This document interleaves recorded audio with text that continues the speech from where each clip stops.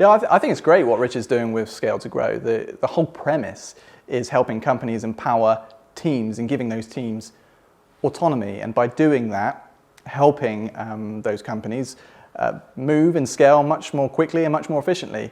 It's something I can vouch for, having worked with him for many years. The approach was applied both when I was working as an external supplier, so at a communications agency, also when I was an employee, reporting directly to him. And that's an important point, I think, actually, because the power of being able to treat partners and suppliers in a way that makes them feel part of your team is hugely important and hugely beneficial.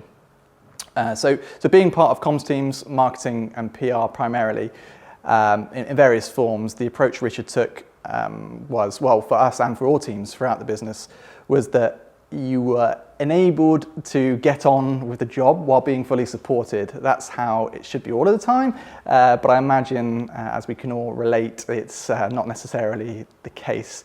So in practical terms, you're given freedom to come up with and run with campaigns and the time to drive them through. Richard was always there to provide support and give direction, observations, reflections, notes, but ultimately he would let you learn and develop. So listen, everyone is going to make mistakes. It's not about being afraid of them. It's about learning.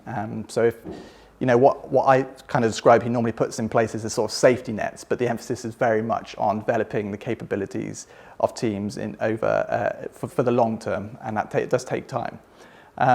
So you invest in people and processes, and the returns quickly come.